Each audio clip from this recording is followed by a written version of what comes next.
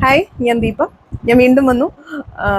അപ്പോൾ കഴിഞ്ഞ വീഡിയോ എനിക്ക് തോന്നുന്നു ക്രാഫ്റ്റ് റൂം എല്ലാം ഒതുക്കിയതിന് ശേഷമുള്ള വീഡിയോ ആയിരുന്നെന്ന് തോന്നുന്നു. അതിന് ശേഷം ഞാൻ വീഡിയോസ് ഒന്നും ചെയ്തില്ല. അപ്പം എനിക്ക് ഇന്നും കൂടെ ഇൻസ്റ്റഗ്രാമിലൊക്കെ മെസ്സേജ് വന്നേ ഉള്ളൂ, എന്താണ് വീഡിയോ ചെയ്യാത്തത്, വേറെ എന്തെങ്കിലും കാര്യങ്ങൾ നോക്കിക്കൊണ്ടിരിക്കുകയാണോ, വേറെ ജോലി നോക്കുകയാണോ എന്നൊക്കെ ചോദിച്ചിട്ട് ഇങ്ങനെ ആൾക്കാർ മെസ്സേജ് അയക്കുന്നുണ്ട്. ഭയങ്കര ഒത്തിരി ആൾക്കാരൊന്നുമല്ല, വിരലെണ്ണാവുന്ന ആൾക്കാരാണ് എൻ്റെ അടുത്ത് ചോദിക്കുന്നത്, അല്ലാതെ വാട്സപ്പിൽ ചോദിക്കുന്നുണ്ട്. അപ്പോൾ അങ്ങനെ ഞാൻ പ്രത്യേകിച്ച് ഒന്നും ചെയ്യുന്നില്ല കേട്ടോ. വേറെ ജോലി നോക്കുന്നില്ല. തയ്യൽ റീസ്റ്റാർട്ട് ചെയ്യുന്നുണ്ടോ എന്ന് ചോദിക്കുന്നുണ്ട്. ഇല്ല, ചെയ്യുന്നില്ല. ഞാൻ കംപ്ലീറ്റ്ലി ബ്ലാങ്ക് ആയിട്ട് തന്നെ ഇരിക്കുവാണ്. ഞാൻ നേരത്തെ പറഞ്ഞ പോലെ തന്നെ ഡിസംബർ വരെ നമുക്ക് പ്രത്യേകിച്ച് ഒന്നും ചെയ്യണ്ട എന്നുള്ളതാണ് എൻ്റെ ഒരു തീരുമാനം. കാരണം എന്താണെന്ന് വെച്ച് കഴിഞ്ഞാൽ നമ്മുടെ വീട്ടിലൊരു കല്യാണം നടക്കാൻ പോകുന്നുണ്ട് ഡിസംബറിൽ. അപ്പോൾ എന്തായാലും അതിൻ്റെ പുറകെ ആയിരിക്കും, നമ്മുടെ കോൺസെൻട്രേഷൻ അതിലേക്കായിരിക്കും. ഇത് ആരുടെയാണെന്നൊക്കെ ഉള്ളത് എന്തായാലും എൻ്റെ ഫാമിലിയിലല്ല, ബിജുവിൻ്റെ ഫാമിലിയിലാണ്. അപ്പം ഊഹിക്കുക. അപ്പോൾ നമുക്ക് അതിൻ്റെ പുറകെ എന്തായാലും പോകേണ്ടത് കൊണ്ടും നമ്മൾ വെറുതെ ഡിസ്ട്രാക്റ്റഡ് ആവണ്ട എന്നുള്ളത് കൊണ്ടും ഡിസംബർ വരെ നമുക്ക് സമയം കൊടുക്കാം. ജനുവരി ഒക്കെ ആകുമ്പോൾ നമുക്ക് തീരുമാനിക്കാം എന്ത് ചെയ്യണം എന്നുള്ളത്. അതൊരു കാര്യം. പിന്നെ ഞാൻ എന്നാ ചെയ്യുന്നതെന്ന് വെച്ച് കഴിഞ്ഞാൽ, ഞാൻ കഴിഞ്ഞ പ്രാവശ്യം ക്രാഫ്റ്റ് റൂമൊക്കെ ഡീക്ലട്ടർ ചെയ്ത് കഴിഞ്ഞപ്പോൾ എനിക്ക് തോന്നി ഓക്കെ, ഒരു ഒരു മെൻ്റൽ ക്ലാരിറ്റി എനിക്ക് കിട്ടിക്കാണുമായിരിക്കും എന്നാണ്. എനിക്ക് ജലദോഷമുണ്ട്, അതാണ് സൗണ്ട് ഇച്ചിരി വ്യത്യാസമായിട്ടിരിക്കുന്നത്. ഡീക്ലട്ടറിങ് തന്നെയാണ് പ്രശ്നം. അപ്പോൾ ഒരു മെൻ്റൽ ക്ലാരിറ്റി കിട്ടുമെന്നൊക്കെ ഞാൻ വിചാരിച്ച, പക്ഷേ ഇല്ല. അതെല്ലാം ക്ലീൻ ചെയ്ത് കഴിഞ്ഞിട്ട് ഞാൻ പിന്നെയും വണ്ടസ്റ്റൊക്കെ ആയിട്ട് ഇങ്ങനെ ഇരിക്കും, എന്താ ചെയ്യേണ്ടത്, ഒന്നും ചെയ്യാനില്ല. അപ്പോൾ പിന്നെ എനിക്ക് തോന്നുന്നു അതിന് ശേഷം അടുത്ത ആഴ്ച എൻ്റെ ബർത്ത്ഡേ ആയിരുന്നു. അപ്പോൾ ബർത്ത്ഡേക്ക് എന്തെങ്കിലും ചെയ്യണം, എനിക്ക് എന്നെ തന്നെ ബോധ്യപ്പെടുത്താനായിട്ട് എന്തെങ്കിലും ചെയ്യണം എന്നുള്ള രീതിയിൽ ഞാനൊരു ഡാൻസ് ഒക്കെ പ്രാക്ടീസ് ചെയ്ത് 3-4 ദിവസം അതിൻ്റെ പ്രാക്ടീസും മുട്ടുവേദനയും ഒക്കെ ആയിട്ട് ഇരിക്കുമായിരുന്നു. അങ്ങനെ അവസാനം ഡാൻസൊക്കെ ചെയ്തു. അപ്പോൾ ഡാൻസിന് ഇടാൻ വേണ്ടിയിട്ട് ഡ്രസ്സൊക്കെ ചെയ്തു. അതൊക്കെയാണ് എനിക്ക് തോന്നുന്നു കഴിഞ്ഞ 2 ആഴ്ചയായിട്ട് ചെയ്തുകൊണ്ടിരുന്നത്. ഒരു റയോണിൻ്റെ ഒരു തുണിയായിരുന്നു. ഒത്തിരി പേര് ചോദിക്കുന്നുണ്ട് അത് ഏത് തുണിയാണ്, എന്താ ചെയ്തേക്കുന്നത് എന്നുള്ളത്. അതൊരു റയോണിൻ്റെ ഒരു 4.5 മീറ്റർ വരുന്നൊരു തുണിയാണ്. അത് ഞാൻ ഇങ്ങനെ ടോപ്പ് ആൻഡ് ബോട്ടമായിട്ട് ചെയ്യാൻ വെച്ചിരുന്ന, പിന്നെ എനിക്ക് ഇങ്ങനെ ഇൻസ്റ്റയിൽ നോക്കിയപ്പോൾ ഒരു റെഫറൻസ് കണ്ടപ്പോൾ എനിക്ക് ഇഷ്ടപ്പെട്ടു. അത് ചന്തേരിയിലാണ് ചെയ്തേക്കുന്നത്. പക്ഷേ എനിക്ക് തോന്നി ഇത് പ്ലെയിൻ മെറ്റീരിയലാണല്ലോ, ഇതിൽ നന്നായിരിക്കും, റയോണിൽ നന്നായിരിക്കും. അതുമല്ല ഇത് വാങ്ങിച്ചു വെച്ചിട്ട് കുറേ നാളായി. അപ്പം ഞാൻ അതിനെ ഇങ്ങനെ 2 ലെയറായിട്ട് ചെയ്തതാണ്. എന്നിട്ട് ഞാൻ അതിൽ ഫാബ്രിക് പെയിൻറ്റും ഇവിടെ കുറേ നാളായിട്ടിരുന്നതാണ്. ഒരു കോപ്പർ കളർ ഫാബ്രിക് പെയിൻറ്റ്. അത് വെച്ചിട്ട് ആ ഫാബ്രിക് പെയിൻറ്റിങ് ചെയ്യാൻ അറൗണ്ട് എനിക്ക് ഒരു 3-3.5 മണിക്കൂർ എടുത്തു കേട്ടോ. ഈ സൈഡിൽ 1 മണിക്കൂർ, ഈ സൈഡിൽ 1 മണിക്കൂർ, പിന്നെ താഴത്തെ ഭാഗത്ത് അധികം നേരം എടുത്തില്ല. അപ്പോൾ അത്രയും ചെയ്യാനായിട്ട് കുറച്ച് ടൈം എടുത്തു, അത് വരച്ച് ഒക്കെ ചെയ്യാനായിട്ട്. കാരണം എനിക്ക് ഒറ്റ സ്ട്രെച്ചിനും ചെയ്യാൻ വരികയായിരുന്നു. അപ്പോൾ അതിൻ്റെ പുറകെ ആയിരുന്നു. പിന്നെ ഡാൻസ് ഏതാണ്ട് 4 ദിവസം പ്രാക്ടീസ് ചെയ്യുന്നു, അനിയത്തിക്ക് അയച്ചു കൊടുക്കുന്നു. കാരണം ഇവിടെ അന്നേരത്തും ആനിയടുത്തൊക്കെ ചോദിക്കുമ്പോൾ അവർക്കൊന്നും ഇതിനെപ്പറ്റി യാതൊരു ഐഡിയ ഇല്ല. അവർ ഹിപ്പ് ഹോപ്പും മറ്റേ ബ്രേക്ക് ഡാൻസും ഒക്കെ ആണെങ്കിൽ മാത്രമേ അവർക്ക് അറിയത്തുള്ളൂ പോലും. ഞാനിങ്ങനെ കൈയൊക്കെ കാണിക്കുമ്പോൾ എന്തിനാ ഇങ്ങനെയൊക്കെ വെക്കുന്നതെന്ന് അവർ അപ്പോഴേ എനിക്ക് മനസ്സിലായി, ഇവരോട് ചോദിച്ചു കഴിഞ്ഞാൽ കുളമാവും. അങ്ങനെ ഞാൻ അനിയത്തിക്ക് അയച്ചു കൊടുത്തു. അപ്പോൾ അവളിങ്ങനെ റെസ്പോൺസ് അയക്കാതെ വരുന്നില്ല. അവളതിന് കമൻസ് പറയും, ഇത് ഇവിടെ ഇമ്പ്രൂവ് ചെയ്യാനുണ്ട്, അവിടെ ഇമ്പ്രൂവ് ചെയ്യാനുണ്ട്, നീ ചിരിക്കാനുണ്ട്, ഭാവങ്ങൾ വരാനുണ്ട് എന്നൊക്കെ പറഞ്ഞ് കുറേ പറഞ്ഞു. പിന്നെ അവസാനം ഇത് ശരിക്കും നമ്മൾ വീഡിയോ എടുത്തതിന് ശേഷം പിന്നെ 10,000-കണക്കിന് ഇതിനകത്തുനിന്ന് ഏതാണ് ഏറ്റവും ബെസ്റ്റായിട്ട് ഡാൻസ് ചെയ്തേക്കുന്ന വീഡിയോ ക്ലിപ്പ് എന്നുള്ളത് എടുക്കണം. കാരണം ഒറ്റ സ്ട്രെച്ച് ചെയ്ത വീഡിയോ തന്നെ ഇടണമെന്നുള്ളൊരു ആഗ്രഹമായിരുന്നു. അപ്പം അതിന് ഭയങ്കര കമൻസും, ഡാൻസ് പഠിക്കാൻ പോയിക്കൂടെ, ഭയങ്കര ഗ്രേസ് ആണ്, അതാണ് ഇതാണ്. പക്ഷെ എനിക്കെന്താ അത് അക്സെപ്റ്റ് ചെയ്യാൻ പറ്റുന്നില്ല കേട്ടോ. നമ്മളൊരു ഭയങ്കര ഒരു ആഗ്രഹത്തിൻ്റെ പുറത്ത്. കാരണം എനിക്കിങ്ങനെ എൻ്റെ ഫ്രണ്ട്സൊക്കെ ഇങ്ങനെ ഡാൻസ് ചെയ്യുമ്പോൾ റീൽസിൽ കേട്ടോ, അല്ലാതെ എനിക്കറിയില്ല, അല്ലാതെ ഞാൻ കണ്ടിട്ടുണ്ടെങ്കിൽ ഈ ഭരതനാട്യം കുച്ചിപ്പുടിയൊക്കെ ആണെങ്കിൽ ഞാനിങ്ങനെ നോക്കി നിൽക്കും. എനിക്ക് ഭയങ്കര ഇഷ്ടമാണ്. കുഞ്ഞിലെ എനിക്ക് പഠിക്കണമെന്ന് ആഗ്രഹമൊക്കെ ഉണ്ടായിരുന്നതാണ്. നമുക്ക് നടന്നില്ല. എനിക്കൊന്ന് ഞാൻ തീരെ പൊടിയായിരുന്നു. അപ്പം ഒരു LKG UKG സമയത്ത് ഞങ്ങളുടെ സ്കൂളിൽ നിന്ന് ദൂരദർശനിലേക്ക് കുറച്ച് പേരെ ഡാൻസ് 2-3 ഡാൻസ് അന്നൊക്കെ ഇങ്ങനെ ഡാൻസ് പരിപാടി സ്കൂളിൽ നിന്നൊക്കെ കൊണ്ടുപോയി അവതരിപ്പിക്കുമല്ലോ, മറ്റേ ഇങ്ങനെ കട്ടൗട്ടൊക്കെ വെച്ചേക്കുന്ന സ്റ്റുഡിയോ, ദൂരദർശൻ്റെ സ്റ്റുഡിയോയ്ക്കകത്ത്. അപ്പം അങ്ങനെയുള്ളൊരു പരിപാടിക്ക് നമ്മുടെ സ്കൂളിൽ നിന്ന് കൊണ്ടുപോയിട്ടുണ്ടായിരുന്നു. അപ്പം അതിൽ എൻ്റെ അതേ ബാച്ച് തന്നെയായിരുന്നു. ജഗദീഷിൻ്റെ മോള് രമ്യ എന്നാന്ന് തോന്നുന്നു, രമ്യ. അപ്പോൾ രമ്യ ഒരു കഥ പറയുന്നതായിട്ടും, പിന്നെ ഞങ്ങളുടെ 2 സെറ്റ് പിള്ളേരുടെ നാടോടി നൃത്തം, എന്തെന്ന് തോന്നുന്നു, ഇലനുള്ളി തേയിലക്കാടുകൾ എന്ന് പറഞ്ഞിട്ടൊരു പാട്ടാണ്. അപ്പോൾ അതിന് എനിക്ക് ഓർമ്മയുണ്ട്, അന്ന് പോസ്റ്റ് കാർഡാണ്. പോസ്റ്റ് കാർഡ് അച്ചാച്ചി ഇവിടെ ഞങ്ങൾ ട്രിവാൻഡ്രത്താണല്ലോ, അപ്പം ഇങ്ങനെ ദൂരദർശനിൽ നിന്ന് ഇന്ന ടൈമിലാണെന്നുള്ളത്, ഇന്ന ടൈമിലായിരിക്കും ഇത് കാണിക്കുന്നത് എന്ന് മെസ്സേജ് വന്നു കഴിഞ്ഞപ്പം അച്ചാച്ചിക്ക് ഇത് അറിയിക്കണമല്ലോ. അപ്പം ഞാൻ LKG പഠിക്കുന്നതെന്ന് പറയുമ്പോൾ അന്ന് ഫോണൊന്നും ഇല്ല. അപ്പോൾ എല്ലാവർക്കും അച്ചാച്ചിക്ക് പരിചയമുള്ള അച്ചാച്ചിയുടെ നാട്ടിലുള്ള എല്ലാവർക്കും അച്ചാച്ചി പോസ്റ്റ് കാർഡ്, അതായത് ദൂരദർശനിൽ ഇന്ന സമയത്ത് ഏതോ ഒരു സമയത്താണ്, ഇന്ന സമയത്ത് ഈ ദീപയുടെ പരിപാടി ഉണ്ട് കാണണം എന്നും പറഞ്ഞുകൊണ്ട്. പക്ഷെ ആരാന്ന് പറഞ്ഞോണ്ട എല്ലാം ഒരുപോലെ ഇരിക്കുന്നത്. ഏതാണ്ട് 10 പിള്ളേരെങ്കിലും കാണും, 10-12 പിള്ളേർ കാണും. എല്ലാം ഒരേപോലത്തെ ഡ്രസ്സൊക്കെ ഇട്ടും മേക്കപ്പും. മറ്റേ പണ്ടത്തെ എനിക്ക് ഓർമ്മയുണ്ടെന്നുണ്ടെങ്കിൽ നമ്മൾ ഒരു നല്ല തിക്ക് പേസ്റ്റ് ഉണ്ടല്ലോ, പണ്ട് മേക്കപ്പ് ഒന്നും അല്ല, ഈ കഥകളിക്കൊക്കെ ഇടുന്ന പോലത്തെ തന്നെ ഒരു സാധനമാണ് അവർ തേക്കുന്നത്. അപ്പം എനിക്കൊന്ന് ഇപ്പോഴും അത് തന്നെയായിരിക്കും, ഈ ഭരതനാട്യം ഇതിനുമൊക്കെ കംപ്ലീറ്റ്ലി മുഖം മാറിപ്പോവല്ലോ, അതുപോലെ ഒരു തിക്ക് പേസ്റ്റ് ആണ്. ആ തിക്ക് പേസ്റ്റ് ആണ് മുഖത്ത് തേക്കുന്നത്. പിന്നെ കണ്ണിങ്ങനെ വാലൊക്കെ ഇട്ട് എഴുതി അങ്ങനെ പിന്നെ ഒരു ചുമപ്പും കറുപ്പും ആയിട്ടുള്ളൊരു ഡ്രസ്സും പുറകിലൊരു കൊട്ടയും തലക്കൂടെ ഇങ്ങനെ അങ്ങനത്തെ ഒരു ഡ്രസ്സൊക്കെ ആയിരുന്നേ. അപ്പം അത് ഫോട്ടോ ഒന്നും ഇല്ലെന്ന് തോന്നുന്നു. പിന്നെ അതിൻ്റെ ഒരു വീഡിയോ റെക്കോർഡിങ്, അതൊരു ടേപ്പ്, ഈ നമ്മൾ പണ്ട് കാസറ്റ് ഉണ്ടായിരുന്നല്ലോ, സിനിമ കാസറ്റ്, അതുപോലെ ഒരു കാസറ്റിൽ റെക്കോർഡ് ചെയ്തത് അച്ചാച്ചിടയിലുണ്ടായിരുന്നു. ഞാൻ ഏതാണ്ട് ഒരു 10 പഠിക്കുന്നവരെയൊക്കെ അതുണ്ടായിരുന്നു. അത് കഴിഞ്ഞപ്പം ഒരു ഇട സമയത്ത് എനിക്ക് തോന്നുന്നു ഞാനൊരു 7-ഓ 8-ലോ അങ്ങോട്ട് പഠിക്കുന്ന സമയത്ത് നമ്മുടെ വീട്ടിൽ മറ്റേ VCR അത് വാങ്ങിച്ചു. അപ്പം നമുക്ക് കേബിളിൽ വരുന്ന സിനിമയൊക്കെ നമുക്ക് അതിൽ റെക്കോർഡ് ചെയ്തിട്ട് പിന്നെയും കാണാമല്ലോ. അങ്ങനെ 2 ടേപ്പ് ഇതുണ്ടായിരുന്നു, എൻ്റെ പേരെന്താ, ടേപ്പ് 2 ഉണ്ടായിരുന്നു. അതിൽ ഒരെണ്ണത്തിലാണ് എൻ്റെ ഡാൻസ് ഉണ്ടായിരുന്നത്.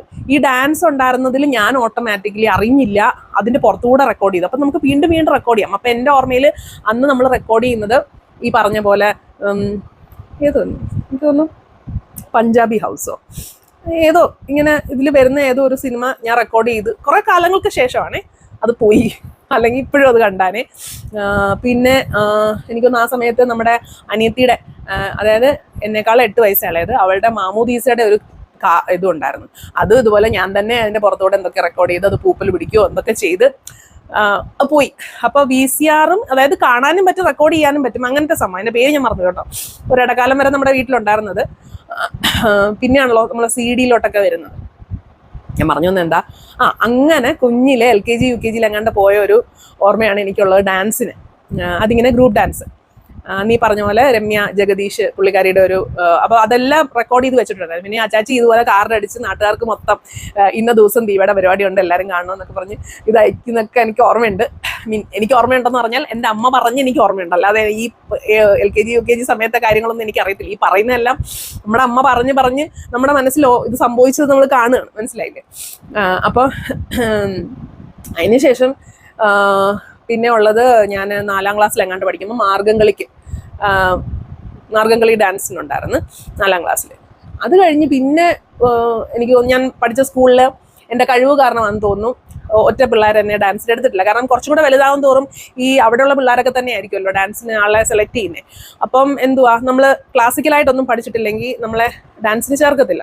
അപ്പം നമ്മൾ ഓരോ പരിപാടിക്ക് പോകുമ്പോഴും ചെല്ലുമ്പോൾ പറയുമോ നിങ്ങളുടെ മുദ്ര ശരിയല്ല, കൈ ശരിയല്ല, കാല് ശരിയല്ല എന്ന് പറഞ്ഞിട്ട്, അല്ലെങ്കിൽ പഠിപ്പിച്ചെടുക്കാൻ ബുദ്ധിമുട്ടായിരിക്കും, ഇത് സെമി ക്ലാസിക്കലാണെന്നൊക്കെ പറഞ്ഞ് ഓരോരുത്തരെ നമ്മൾ ആഗ്രഹിച്ച് ചെന്ന് ഞാൻ നാണം കെട്ട് ഇറങ്ങിയിട്ടുണ്ട്. 2-3 തവണ നാണം കെട്ട് ഇറങ്ങിയിട്ടുണ്ട്. അതുകൊണ്ട് പിന്നെ എനിക്ക് അങ്ങ് മടിയായിപ്പോയി. പിന്നെ നമ്മളെ ഏതെങ്കിലും ഒരു ടാബിളോടെ സൈഡിൽ വെറുതെ ഒരു പ്യൂണായിട്ടോ അല്ലെങ്കിൽ ഗ്രൂപ്പ് സോങ്ങിൻ്റെ സൈഡിൽ പൊക്കത്തിൽ സൈഡിൽ അങ്ങറ്റത്തുനിന്ന് 2ാമതായിട്ടോ ഒക്കെ കാണാനുണ്ടായിരുന്നുള്ളൂ. അങ്ങനെയാണ് സ്കൂൾ കാലഘട്ടം പോയത്. കോളേജിൽ അങ്ങനെ യാതൊരു പരിപാടിക്കും പോകാനുള്ളൊരു ധൈര്യം ഇല്ലായിരുന്നു. ഞാൻ ലീഡറായിരുന്നു, ക്ലാസ് ലീഡറായിരുന്നു. പക്ഷേ എങ്കിൽ പോലും ഒരു മൈക്കെടുത്ത് പോലും സംസാരിക്കാനുള്ള ഇതില്ലായിരുന്നു. അങ്ങനത്തെ ഒരാളായിരുന്നു അന്ന്. ഡിഗ്രിക്കും സെയിം, വ്യത്യാസങ്ങളൊന്നുമില്ല, യാതൊരു പരിപാടിക്കും ഞാനില്ല. അത് കഴിഞ്ഞ് പിന്നെ ഓഫീസിൽ കയറിയ സമയത്ത് ഓഫീസിൻ്റെ ഒരു വാർഷികം വന്നപ്പോഴത്തേക്കും എല്ലാവരും എല്ലാ പരിപാടിക്ക് എന്തെങ്കിലുമൊക്കെ പരിപാടിക്ക് ചേർന്നേ പറ്റുമെന്ന് നിർബന്ധം വന്നപ്പം ഞാൻ അതിലൊരു ഡാൻസ് പരിപാടിക്ക് ചേർന്നു. അത് ഞാൻ തകർത്തു. എനിക്ക് ഡാൻസ് അറിയത്തൊന്നുമില്ല, പഠിപ്പിച്ചു തന്നവരുടെ കഴിവാണ്. അത് ഞാൻ അത്യാവശ്യം നന്നായിട്ട് ചെയ്തു, അല്പം കോൺഫിഡൻസ് ആയി. അത് കഴിഞ്ഞ് വേറൊരു ഡാൻസ് പരിപാടി, അതിനും അന്ന് എനിക്ക് എനിക്ക് തോന്നുന്നു അന്ന ജനിച്ചു കഴിഞ്ഞ്. ആദ്യത്തെന്ന് പറഞ്ഞാൽ നമ്മുടെ കല്യാണം കഴിഞ്ഞ ഉടനെയായിരുന്നു. അന്ന് ഫാഷൻ ഷോ ഒക്കെ ഉണ്ടായിരുന്നു, അതിനുമൊക്കെ ഞാൻ പോയി. അതിനുമൊക്കെ എനിക്ക് പ്രൈസൊക്കെ കിട്ടി. ഭയങ്കര കോൺഫിഡൻസ് ഒക്കെ ആയിരുന്നു. സ്റ്റേജിൽ നമ്മൾ തകർത്തു. അത് കഴിഞ്ഞ് പിന്നെ അന്ന ജനിച്ച് അന്നയ്ക്കൊരു 1 വയസ്സൊക്കെ ഒരു 1.5 വയസ്സ് കാണുമായിരിക്കും. ആ സമയത്ത് നമ്മൾ നല്ല വണ്ണം വെച്ചിരിക്കുക. എന്നിട്ടും ഒരു ഡാൻസിന് ഗണനായക മറ്റേ ഗണപതിയുടെ ഒരു ഒരു ഫേമസ് ഒരു പാട്ടുണ്ട്, എനിക്ക് പാടാൻ അറിയത്തില്ല.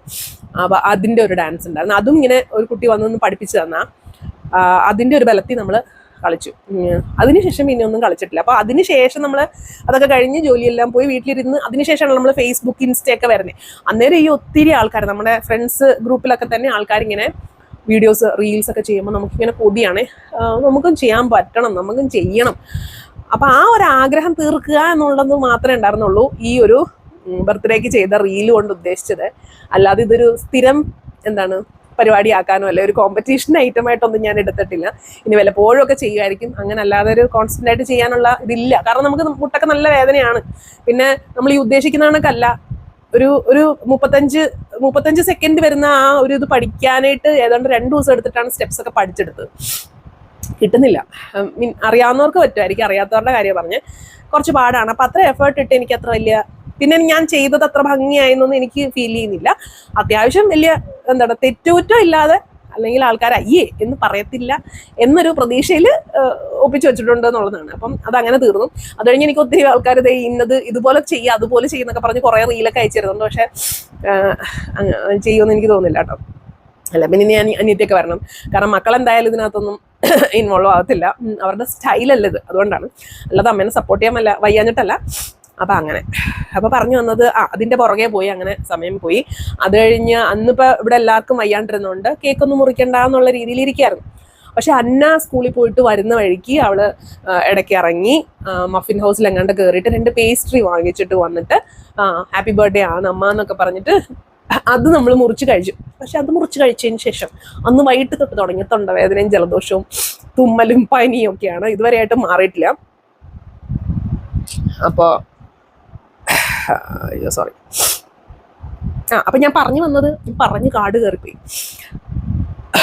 അപ്പോൾ ഞാൻ പറഞ്ഞു വന്നത് എന്താണ് വീഡിയോസ് ചെയ്യാത്തത് എന്ന് ചോദിക്കുന്നവരോടെ, അല്ലെങ്കിൽ കുറച്ചധികം പേര് ചോദിച്ചിട്ടുണ്ടായിരുന്നു. ഒത്തിരി പേരല്ല, കുറച്ച് പേര്. എനിക്ക് സത്യം പറഞ്ഞാൽ വീഡിയോ ചെയ്യാനായിട്ടൊരു ഐഡിയ വേണം. ഐഡിയ ഉണ്ടേ പോലും എനിക്കത് അവതരിപ്പിക്കാൻ ഒരു കോൺഫിഡൻസ് വേണം. ഇപ്പം സത്യം പറഞ്ഞാൽ അങ്ങനെ ഒരു കോൺഫിഡൻസ് എനിക്കില്ല. ചുമ്മാ ഇങ്ങനെ സംസാരിച്ചുകൊണ്ടിരിക്കാൻ ഇറ്റ്സ് ഓക്കെ. പക്ഷെ എന്തെങ്കിലും ഒരു കാര്യത്തെ പറ്റി പറയുവാണ്, ഞാൻ ഇങ്ങനെയാണ് ചെയ്തിരുന്നത്, അല്ലെങ്കിൽ ഇങ്ങനെ ചെയ്തത് ശരിയാവും, അല്ലെങ്കിൽ ഇതാണ് എൻ്റെ ഒരു അനുഭവം എന്നൊക്കെ പറയാനായിട്ടോ പറ്റുന്നില്ല. കംപ്ലീറ്റ്ലി ബ്ലാങ്ക് ആയിട്ട് പൊയ്ക്കൊണ്ടിരിക്കുക. അപ്പൊ എനിക്ക് തോന്നി ഇപ്പൊ റീസെന്റ് ആയിട്ട് ഞാൻ 3-4 വീഡിയോസ് ചെയ്തതും ഈ റാൻഡം ടോക്സ് ആണ്. അല്ലാതെ അതിനകത്ത് പ്രത്യേകിച്ച് കാര്യമായിട്ട് എനിക്കൊന്നും പറയാൻ പറ്റുന്നില്ല. അപ്പൊ ഞാനിങ്ങനെ ചിന്തിക്കുവായിരുന്നു എന്തോ ചെയ്യും, വീഡിയോസ് എങ്കിലും ഇടണം. അപ്പൊ വീഡിയോസ് എങ്കിലും ഇടണമെങ്കിൽ എന്താണ് ടോപ്പിക്ക് പിടിക്കാൻ പറ്റുന്നത്? നമുക്ക് ഇപ്പോൾ എന്ന് പറയുമ്പം കോൺഫിഡൻസ് അല്ലെങ്കിൽ കോൺഫിഡൻ്റ് ആയിട്ട് അവതരിപ്പിക്കാൻ പറ്റുന്ന യാതൊരു വിഷയം എനിക്ക് ഫീൽ ചെയ്യുന്നില്ല. നമ്മുടെ തയ്യലിന്റെ കാര്യം പറയാൻ പറ്റില്ല. കാരണം ഞാനിനി തയ്യലിലേക്ക് തിരിച്ചു പോകുമെന്ന് എനിക്ക് അറിയത്തില്ല. ഞാനിങ്ങനെ ആലോചിക്കുന്നുണ്ട്, നമുക്ക് ക്ലയന്റ് ഇന്ററാക്ഷൻ ആയിരുന്നു ഒരു വലിയ ബുദ്ധിമുട്ട്. പിന്നെ ഒരു കെട്ട് സാധനം ഇവിടെ കൊണ്ട് വെക്കുന്നത് ഒരു ബുദ്ധിമുട്ടായിരുന്നു. അപ്പൊ അതിന് പകരമായിട്ട് നമുക്ക് ഒരു മാസം ഒരു 10 എണ്ണം എന്നൊരു ലിമിറ്റ്, അത് പണ്ട് ഞാൻ വെച്ചിരുന്നതാണ്. പക്ഷെ അത് ക്രോസ് ചെയ്ത് പോകും. കാരണം ഒരു ഡ്രസ്സ് തയ്ക്കൂ എന്ന് പറഞ്ഞ് വരുന്നവരാണ് ഈ 10 ഡ്രസ്സ് കൊണ്ടുവന്ന് വെച്ച് മനുഷ്യനെ ടെൻഷനാക്കി കളയുന്നത്. അപ്പം അങ്ങനെ അല്ലാതെ, അല്ലെങ്കിൽ പിള്ളേരുടെ മാത്രം ഡ്രസ്സുകൾ ഓൺലൈൻ ഓർഡേഴ്സ് മാത്രം എടുക്കുക, അങ്ങനൊരു തീരുമാനത്തിലേക്കൊക്കെ പോയാൽ അതൊരു ആക്ടിവിറ്റി ആയിട്ട് അവിടെ നിൽക്കും. അതൊക്കെ വരട്ടെ, നമുക്ക് ജാനുവരി ആകുമ്പോൾ ആലോചിക്കാം. അപ്പോൾ തയ്യലിനെ പറ്റിയിട്ട് എനിക്ക് പറയാൻ, അല്ലെങ്കിൽ വീട്ടിലൊരു ബിസിനസ് സ്റ്റാർട്ട് ചെയ്യുന്നതിനെ പറ്റി പറയാൻ എനിക്ക് പറ്റുന്നില്ല. പിന്നെ ഇപ്പം വർക്കിലേക്ക് കയറിയതും അപ്പോൾ ഉണ്ടായിരുന്ന അനുഭവങ്ങളും ഒക്കെ പറയണം എന്നുണ്ട്. പക്ഷെ അതും എനിക്ക് അങ്ങോട്ട് ഒരു അടുക്കി പെറുക്കി പറയാനായിട്ട് തോന്നുന്നില്ല. കാരണം ഇപ്പോൾ ഞാൻ ഉദ്ദേശിച്ച രീതിയിൽ കൂടെ പോകാത്തത് കൊണ്ട് ഒരു ചെറിയൊരു ഒരു അടി കിട്ടിയ ഒരു അവസ്ഥയിലാണ് ഇരിക്കുന്നത്. അപ്പൊ നമുക്കത് പ്രോസസ്സ് ചെയ്തെടുക്കാൻ, അല്ലെങ്കിൽ ഞാനിപ്പോ എന്താ ഉണ്ടായത് എന്നുള്ളൊരു അവസ്ഥയിലാണ് ഞാൻ നിൽക്കുന്നത്. അതുകൊണ്ട് എനിക്ക് ഒരു വീഡിയോ ആയിട്ട് എന്തെങ്കിലും ഒരു കണ്ടന്റ്, ആരെങ്കിലും എന്തെങ്കിലും ചോദിച്ചാൽ പോലും എനിക്കൊന്നും പറയാൻ പറ്റുന്നില്ല. സോ ഞാനിങ്ങനെ ഇരുന്ന് ആലോചിച്ചപ്പോൾ എനിക്ക് തോന്നിയൊരു കാര്യം എന്താണെന്ന് വെച്ച് കഴിഞ്ഞാൽ, എന്തായാലും ഇത് ഡോക്യുമെന്റിങ് മൈ ലൈഫാണ്. സോ എന്തുകൊണ്ട് എൻ്റെ കുഞ്ഞിലെ തൊട്ടുള്ള കാര്യങ്ങൾ, അല്ലെങ്കിൽ എന്താണ് എന്നെ മോൾഡ് ചെയ്ത് കൊണ്ടുവന്നത്, എൻ്റെ ചൈൽഡ്ഹുഡ് തൊട്ടുള്ള കാര്യങ്ങൾ, എൻ്റെ ഓർമ്മയിൽ ഇപ്പം ഞാൻ പറഞ്ഞില്ലേ മറ്റേ LKG UKG ഡാൻസ് തന്നെ പോയ ആ കാര്യം തൊട്ടുള്ള കാര്യങ്ങൾ, ആ കാര്യങ്ങൾ എന്നുള്ളതല്ല, എൻ്റെ സ്വഭാവം മോൾഡ് ചെയ്യാൻ, അല്ലെങ്കിൽ എന്നെ മോൾഡ് ചെയ്യാനായിട്ട്, അല്ലെങ്കിൽ ഞാൻ എന്തുകൊണ്ടാണ് ഇങ്ങനെ പെരുമാറുന്നത്, അല്ലെങ്കിൽ എന്തുകൊണ്ടാണ് ഇങ്ങനത്തെ തീരുമാനങ്ങൾ എടുക്കുന്നത്, ഇങ്ങനത്തെ വഴി ചൂസ് ചെയ്യുന്നത് എന്നുള്ളൊരു റിഫ്ലക്ഷനും കൂടെ ആയിട്ട് നമുക്ക് കുഞ്ഞിലോട്ടുള്ള കാര്യങ്ങൾ അങ്ങനെ പറഞ്ഞു പോകാം ആർക്കെങ്കിലും കേൾക്കാൻ താല്പര്യം ഉണ്ടോ ഇല്ലയോ എന്നുള്ളതല്ല ഇതിനകത്ത് വിഷയം. എനിക്ക് എന്നെ തന്നെ വീണ്ടും കേൾക്കാമല്ലോ, അല്ല എൻ്റെ മക്കൾക്ക് കേൾക്കാമല്ലോ. അങ്ങനെ ഒരു രീതിയിലാണ്. വലിയ എഫേർട്ടൊന്നും ഇല്ല, ഇതുപോലെ ഇരുന്ന് സംസാരിക്കത്തേ ഉള്ളൂ. അതിനകത്ത് പിക്ചേഴ്സ് ഒത്തിരി അച്ചാച്ചിയുടെ കയ്യിൽ ഇരിപ്പുണ്ട്. പക്ഷെ മേടിക്കാൻ ചെന്ന് കഴിഞ്ഞാൽ അച്ചാച്ചി എന്നെ ഓടിക്കുമെന്ന് എനിക്ക് പേടിയില്ലാതില്ല. കാരണം കുറേ അധികം അച്ചാച്ചിയുടെ കയ്യിൽ പഴയ ഫിലിംസ് ഒക്കെ ഇരുന്നത് എൻ്റെ അടുത്ത് ഡെവലപ്പ് ചെയ്യാൻ പറഞ്ഞിട്ട് കൈ തന്ന് ഞാൻ കൈ മേടിച്ചുകൊണ്ട് നടക്കുന്നതല്ലാതെ ഇതുവരെ ഞാൻ ചെയ്തു കൊടുത്തിട്ടില്ല. അപ്പം ഇനി ഞാൻ അതും ചോദിച്ചോണ്ട് ചെന്ന് അച്ചാച്ചി ഓടിക്കുകയോ ഇല്ലയോ എന്നുള്ള. പക്ഷെ അച്ചാച്ചിയുടെ കയ്യിൽ എൻ്റെ കുഞ്ഞിലത്തെ ഒത്തിരി ഫോട്ടോസ് ഇരിപ്പുണ്ട്. അപ്പം കിട്ടുവാന്നേ അതും കൂടെ ഒക്കെ ചേർക്കാം, അല്ലെങ്കിൽ ഇതുപോലെ ചുമ്മാ ഇരുന്ന് പറയത്തേ ഉള്ളൂ. അപ്പം അങ്ങനെ ഒരു സീരീസ് സ്റ്റാർട്ട് ചെയ്യുന്നതിനെ പറ്റി ഇങ്ങനെ ആലോചിക്കുവാണ്. എൻ്റെ മൈൻഡ് സെറ്റ് ആവുകയാണെങ്കിൽ തിങ്കളാഴ്ച തൊട്ട് പറഞ്ഞു തുടങ്ങണം എന്നുള്ളതാണ്. വാചാലയായി പോകും, ബട്ട് എനിക്ക് കുഴപ്പമില്ല. എനിക്ക് തോന്നുന്നില്ല, സ്ഥിരമായിട്ട് കാണുന്ന ആൾക്കാർ കണ്ടുകൊണ്ടിരിക്കും, കാണാൻ ഇഷ്ടമില്ലാത്തവർ കാണത്തില്ല. അപ്പം നമ്മൾ ആരെങ്കിലും കാണണം എന്ന് പറഞ്ഞിട്ട് നമ്മൾ ചെയ്യുന്നതല്ല, എനിക്ക് വേണ്ടിയിട്ട് തന്നെ ചെയ്യുന്നതാണ്. എനിക്കിപ്പോൾ ചെയ്യാൻ പറ്റുന്ന ഒരു കാര്യം അതായിരിക്കും എന്ന് എനിക്ക് തോന്നുന്നു. So will be like A podcast, അങ്ങനെ പൊക്കോളും. അപ്പോൾ ഡിസംബർ വരെ നമുക്ക് എന്തെങ്കിലും ഒരു കാര്യം പറയാനുണ്ടാവും. ഇതിനിടയ്ക്ക് എന്തെങ്കിലും അവിടുന്ന് ഇവിടുന്നൊക്കെ എന്തെങ്കിലുമൊക്കെ കിട്ടുവാണെങ്കിൽ ഞാനൊരു സെപ്പറേറ്റ് വീഡിയോ ആയിട്ട് ചെയ്യും, അല്ലെങ്കിൽ ഇതൊരു സീരീസ് ആയിട്ട്. ലൈക്ക് ഇപ്പം എൻ്റെ പേരിടാൻ ഉദ്ദേശിച്ചേക്കുന്നത് ബിക്കമിങ് മീ, മൈ ജേർണി, അങ്ങനെയാണ് ഞാൻ ഉദ്ദേശിച്ചേക്കുന്നത്. വേറെ വല്ല പേരുണ്ടെങ്കിൽ പറയാട്ടോ. Becoming me, my journey. അപ്പോൾ അങ്ങനെ ഒരു സീരീസ് സ്റ്റാർട്ട് ചെയ്യാമെന്ന് കരുതുന്നു. നിങ്ങൾക്ക് അതിനകത്ത് എന്തെങ്കിലും ഇൻപുട്സ് ഉണ്ടെങ്കിൽ പറയാം. വീഡിയോ ചെയ്യണ്ടെന്ന് പറയരുത്, എനിക്കതേ ചെയ്യാനുള്ളൂ. അപ്പം അത് ഞാൻ നിങ്ങൾ കാണണമെന്നൊന്നും ഞാൻ പറയുന്നില്ല, പക്ഷെ ഞാൻ അങ്ങനെ ചെയ്യാൻ ഉദ്ദേശിക്കുന്നുണ്ട്. അത് ഐ എം ജസ്റ്റ് പറയുവാണ്. കാണുക, സപ്പോർട്ട് ചെയ്യുക, അതൊന്നും എനിക്ക് പറയാനില്ല. കാരണം എൻ്റെ കാര്യം കേൾക്കാൻ ഇൻട്രസ്റ്റ് ഉള്ളവർ കേട്ടിട്ട് പോകുന്നില്ലാത്തവർ കേൾക്കില്ല. സോ നമുക്ക് നിർബന്ധിക്കാൻ പറ്റത്തില്ലല്ലോ. അപ്പം ജസ്റ്റ് ലൈക്ക് നമ്മളിങ്ങനെ റാൻഡമായിട്ട് ഒത്തിരി കാര്യങ്ങൾ സംസാരിക്കുന്നുള്ളൂ, അതുപോലെ സംസാരിച്ച് പോകുന്നതേ ഉള്ളേ. പിന്നെ ഞാൻ ചെയ്തത് കഴിഞ്ഞതിൻ്റെ മുന്നത്തെ ആഴ്ച തൊട്ട് ഞാനിവിടെ ഈ ലൈനിൽ തന്നെ ടിൻഡ് അക്കാഡമി എന്ന് പറഞ്ഞിട്ടൊരു ഇങ്ങനെ ആർട്ടിൻ്റെ ഒരു സ്ഥാപനമുണ്ട് ഇവിടെ. കുറേ നാളായിട്ട് ഞാനിവിടെ കേൾക്കുന്ന ഡ്രോയിങ്ങിന് നല്ലതാണ്. അപ്പം ഞാൻ അതിന് ആനീനെ ചേർക്കാനാണ്, ഇളയാളെ ചേർക്കാനാണ് പോയത്. കാരണം അവൾക്കൊരു ആക്ടിവിറ്റി ആവട്ടെ. അവൾ ഭയങ്കര എന്താണ് മൊബൈൽ ഫോൺ അഡിക്റ്റാണ്. അപ്പോൾ അതിൽ നിന്നൊരു മാറ്റമായിക്കോട്ടെ എന്ന് വിചാരിച്ചിനെ കൊണ്ട് ചേർക്കാനായിട്ട് പോയത്. അങ്ങനെ ചേർക്കാൻ പോയപ്പോൾ അവിടെ ഇങ്ങനെ മുതിർന്ന ആൾക്കാർക്കും ക്ലാസ് ഉണ്ടെന്ന് കണ്ട്. അപ്പം ഞാൻ വിചാരിച്ച്, എനിക്ക് സത്യം പറഞ്ഞാൽ അങ്ങനെ പോയി പഠിക്കാൻ വലിയ താല്പര്യമൊന്നുമില്ല. പക്ഷെ ഞാനിങ്ങനെ കംപ്ലീറ്റ്ലി ഇങ്ങനെ അവിടെ പോയി ഇങ്ങനെ അവിടുത്തെ ആർട്ട് ഒക്കെ ഇരിക്കുന്നുണ്ട്, ഇങ്ങനെ വായും പൊളിച്ചിരുന്നിട്ട് ഞാൻ പറഞ്ഞു എന്നാൽ ഞാനും ഉണ്ട് എന്ന് പറഞ്ഞു. അപ്പോൾ പറഞ്ഞ് അവർ കൊച്ചിനെ ആണെങ്കിലും എടുത്ത് എങ്ങനെയാന്ന് വെച്ചാൽ അവരൊരു അസസ്മെന്റ് ഉണ്ട്. അവർ ജസ്റ്റ് കുറച്ച് കാര്യങ്ങൾ വരയ്ക്കാനും ചോദിക്കുകയൊക്കെ ചെയ്യും. അതിനെ ബേസ് ചെയ്തിട്ടാണ് നമുക്ക് ഏത് ലെവലാണെന്ന് ചോദിച്ചിട്ട് കൊച്ചുങ്ങളെ ചേർക്കുന്നത്. എനിക്കാണെങ്കിലും അതുപോലെ വരയ്ക്കാനും ഒക്കെ ആയിട്ട് തന്നു. എന്നിട്ട് അത് വരച്ചതിനെ ബേസ് ചെയ്ത്, അതായത് നമ്മൾ വരച്ചതിനെ ബേസ് ചെയ്തിട്ട് അവർ പറയും ഓക്കെ ഇതായിരിക്കും നിങ്ങൾക്ക് ബെസ്റ്റ് എന്ന് പറഞ്ഞിട്ട് എനിക്ക് പെൻസിൽ ഡ്രോയിങ്ങും അക്രിലിക് പെയിൻറ്റിങ്ങും ആണ് പറഞ്ഞിരിക്കുന്നത്. അപ്പോൾ ഞാൻ അതിന് ജോയിൻ ചെയ്ത് 2-3 ക്ലാസ്സേ ആയുള്ളൂ കേട്ടോ. അപ്പോൾ അത് എനിക്കൊന്ന് ചൊവ്വാഴ്ചയും വ്യാഴാഴ്ചയുമാണ്. ഒരു 1.5 മണിക്കൂറേ ഉള്ളൂ. 4:30 തൊട്ട് 6 മണി, 4:30 തൊട്ട് 6 മണി വരെ ഉള്ളൂ ക്ലാസ്. അപ്പം അതിനിപ്പോൾ പോകുന്നുണ്ട്. അത് അങ്ങനെ ഇന്ന ടൈം വരെ എന്നൊന്നുമില്ല. അതും ഞാൻ തുടരുമോയെന്ന് എനിക്കറിയത്തില്ല. അതിനും ഒരു സ്റ്റേറ്റ് ഓഫ് ഇനേർഷ്യ ഉണ്ട്. എനിക്ക് അങ്ങോട്ട് പോകാനൊരു മടിയാണ്. പിന്നെ കൊച്ചിനെ കൊണ്ടുവിടണമല്ലോ എന്നുള്ളതുകൊണ്ട് നമ്മൾ പോകുന്നതാണ്. പോയി എനിക്ക് ഇഷ്ടപ്പെട്ടു, സംഭവം കൊള്ളാം. പക്ഷെ ഞാൻ വിചാരിച്ചത് ഞാൻ വലിയ പെയിന്ററാണ്, ഞാൻ മറ്റേ തകർത്ത ആളാണെന്നുള്ളതാണ്. പക്ഷെ ഫസ്റ്റ് സ്ട്രോക്ക് വരയ്ക്കാൻ തുടങ്ങിയപ്പോൾ തന്നെ മനസ്സിലായി ഇതെൻ്റെ കയ്യിൽ നിൽക്കുന്ന കാര്യമല്ല, അല്ലെങ്കിൽ എനിക്കിതിനെ പറ്റി യാതൊരു ധാരണയില്ലെന്നുള്ള മനസ്സിലായി. അതുപോലെ പെൻസിൽ ഷെയ്ഡിങ് ഫസ്റ്റ് ക്ലാസ്സിൽ തന്നെ ഷെയ്ഡ് ചെയ്യാൻ പറഞ്ഞിട്ട് തന്നെ ഞാൻ വിചാരിച്ചു എനിക്കിതൊക്കെ അറിയാമെന്നുള്ള, മനസ്സിലായില്ലേ. പക്ഷെ ആ ഒരു ടെക്നിക്ക് എനിക്കിപ്പോഴും സെറ്റായിട്ടില്ല. അപ്പോൾ ഒരു ഇൻട്രസ്റ്റ്, ഓക്കെ നമ്മൾ വിചാരിച്ച കണക്കല്ല, ഇതിനകത്ത് കുറച്ച് കാര്യങ്ങളുണ്ട്. പിന്നെ അവരൊരു സ്ട്രക്ചേർഡ് ആയിട്ടാണ് പഠിപ്പിക്കുന്നതെന്ന് ചോദിച്ചു കഴിഞ്ഞാൽ എനിക്ക് അറിഞ്ഞൂടാ. ഞാനതൊരു ഹോബി ആയിട്ട് തന്നെയാണ് അതിനകത്ത് എഴുതിയത്. ഇനി അതുകൊണ്ടാണോ എന്നറിയത്തില്ല, അതോ അതിനവിടെ വേറെ ക്ലാസ്സസ് ഉണ്ട്, ആ ക്ലാസ്സിലല്ല ഞാൻ ജോയിൻ ചെയ്തത്. ഇനി മേ ബി അതുകൊണ്ടാണോ എന്നറിയാം. ഒരു സ്ട്രക്ചേർഡ് ആയിട്ട് പറഞ്ഞു കഴിഞ്ഞാൽ അതിൻ്റെ ബേസിക്സ് പറഞ്ഞു തരുമല്ല, അവർ ഒരു 1-2 ക്ലാസ് കാര്യങ്ങൾ പറഞ്ഞതിന് ശേഷം സ്ട്രെയിറ്റ് അവേ നമുക്ക് റെഫറൻസ് പിക്ചർ തന്ന് നമ്മളെ കൊണ്ട് വരപ്പിക്കുക ചെയ്യുന്നത്. ആ പറയുന്നതിനിടയ്ക്ക് അവർ പറഞ്ഞു തരുക ചെയ്യുന്നത്. അപ്പം ഞാൻ അങ്ങനെയല്ല എക്സ്പെക്ട് ചെയ്തത്. ഞാൻ വിചാരിച്ച ആദ്യം ബേസിക്സ് ഒക്കെ പറഞ്ഞിട്ട്, പക്ഷെ ഇതും ഒരു ബെറ്റർ വേ ആണ്. നമുക്ക് പെട്ടെന്ന് തന്നെ ഒരു പിക്ചർ വരച്ച് കാണുമ്പോൾ ഒരു സന്തോഷമൊക്കെ വരത്തില്ലേ. അപ്പോൾ ആ ഒരു രീതിയിലാണ് അവരവിടെ പഠിപ്പിക്കുന്നത്. അപ്പോൾ അതിൻ്റെ ഒരു പാരലി ഞാൻ ഇവിടെ അല്ലാണ്ട് യൂട്യൂബ് നോക്കിയിട്ട് എന്തൊക്കെയാണ് കാര്യങ്ങൾ എന്നൊക്കെ ഇങ്ങനെ ഒരു ചെറുതായിട്ടൊരു റിസർച്ച് ഇവിടെ നടത്തുന്നുണ്ട്, ചെറുതായിട്ട് പ്രാക്ടീസ് ചെയ്ത് നോക്കുന്നുണ്ട്. അപ്പോൾ ഇപ്പോൾ തൽക്കാലം അതിലേക്കാണ്, വരയിലേക്കാണ് പോയേക്കുന്നത്. അതും ഒരു എന്താണ് ഭാവിയിലൊരു ബിസിനസ് ഓറിയൻറ്റഡ് ആയിട്ടൊന്നുമല്ല. ഞാൻ ജസ്റ്റ് ഇപ്പം സത്യം പറഞ്ഞു കഴിഞ്ഞാൽ എനിക്ക് മനസ്സിലാവുന്നത് നമ്മളൊരു ഒരു കംപ്ലീറ്റ് മൊബൈൽ ഫോൺ അഡിക്റ്റ് ആയിട്ട് മാറിയേക്കുവാണ്. ഫോൺ കയ്യിൽ നിന്ന് താഴെ വയ്ക്കാൻ എനിക്ക് പറ്റുന്നില്ല. ഫോണിൻ്റെ ചാർജ് തീർന്നു കഴിയുമ്പോൾ ഞാൻ പിന്നെ ഇങ്ങനെ പരതും എന്ത് ചെയ്യണം എന്നുള്ളത്. അപ്പോൾ എനിക്ക് തോന്നി ഈ ഫോൺ നമ്മളെ ഒത്തിരി സ്വാധീനിക്കുന്നുണ്ട്. ഞാൻ ഇടയ്ക്കൊരു 2-3 ദിവസം കംപ്ലീറ്റ്ലി ഇൻസ്റ്റ, ഫേസ്ബുക്ക് ഒക്കെ ഓഫാക്കിയിട്ട് ഇരുന്ന്, യൂട്യൂബ് ഉൾപ്പെടെ ഓഫാക്കി ഡിസേബിൾ ചെയ്തിട്ട് ഇരുന്നു. അത് കഴിഞ്ഞ് പിന്നെ മറ്റേ ഡാൻസിൻ്റെ റീല് പോസ്റ്റ് ചെയ്യാൻ നേരത്തെ എടുത്തു കഴിഞ്ഞിട്ട് പിന്നെയും അതേപടി തന്നെ.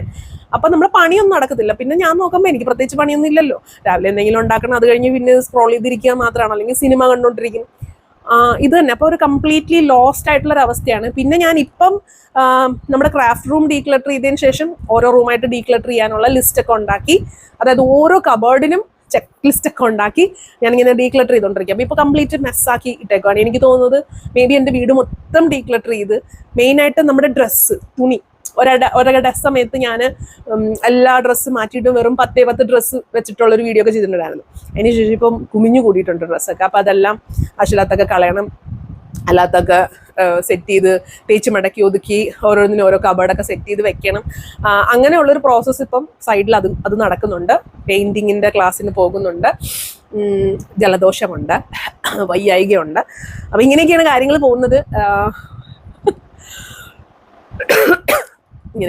പോകുന്നത്. പ്രത്യേകിച്ച് വേറെ ഒന്നുമില്ല. അപ്പം നമുക്ക് വേറെ പ്രശ്നങ്ങളൊന്നും ഇല്ലെങ്കിൽ, വേറെ പ്രശ്നങ്ങൾ ഉള്ളതല്ല, ഈ ഐഡിയ ആയിട്ട് മുന്നോട്ട് പോകാമെന്ന് കരുതുന്നു. അതിനിടയ്ക്ക് വേറെ എന്തെങ്കിലുമൊക്കെ പറയും. Completely becoming me, my journey ഒന്നും ആയിരിക്കത്തില്ല. അതിനിടയ്ക്ക് റിഫ്ലക്ഷൻസ് ഉണ്ടാവും, ഇതുപോലെ വേറെ കാര്യങ്ങൾ പറയുന്നുണ്ടാവും. ബട്ട് ഞാൻ ജസ്റ്റ് ഒരു ഇങ്ങനൊരു സംഭവം നമ്മൾ ചെയ്യാൻ പോവാണ്. അല്ലാതെ വേറൊരു ഐഡിയ എനിക്ക് തോന്നുന്നില്ല. വേറെ എന്തെങ്കിലും ഐഡിയ ആണെങ്കിൽ പോലും ഇപ്പം പലരും പറയുന്നുണ്ട് വീട്ടിലിരുന്ന് ബിസിനസ് ചെയ്യുന്നതിനെ പറ്റി ഒരു വീഡിയോ ചെയ്യാവോ എന്ന് ചോദിച്ചു കഴിഞ്ഞാൽ ഞാൻ പറയത്തില്ലേ, നമ്മളിപ്പം ഇപ്പോൾ വേറൊരു കമ്പനിയിൽ ഇൻ്റർവ്യൂ അറ്റൻഡ് ചെയ്യണമെങ്കിൽ നമ്മൾ കറക്റ്റായിട്ട് നമ്മളിപ്പോൾ വർക്ക് ചെയ്യുന്ന കമ്പനിയിൽ ഭയങ്കര ആക്റ്റീവായിട്ട് ഒരു പ്രോജക്റ്റിൽ വർക്ക് ചെയ്യുവാണെങ്കിൽ മാത്രമേ നമുക്ക് ആ ഫുൾ കോൺഫിഡൻസോടെ അതിനെപ്പറ്റി ഇൻ്റർവ്യൂവിൽ നമുക്ക് പെർഫോം ചെയ്യാൻ പറ്റത്തുള്ളൂ. നമ്മളിപ്പോൾ ബെഞ്ചിലിരിക്കുകയെന്ന് വെച്ചാൽ ഒരു കമ്പനിയിൽ നമ്മൾ ബെഞ്ചിലിരിക്കുക എന്ന് പറഞ്ഞാൽ ആക്റ്റീവായിട്ട് ഒരു പ്രോജക്റ്റിലും ഇല്ല, എന്നാൽ ആ കമ്പനിയിൽ നിന്ന് നമ്മൾ പൈസ മേടിക്കുന്നുണ്ട്, അത്രേ ഉള്ളൂ. പ്രത്യേകിച്ച് വേറെ പണികളൊന്നുമില്ല.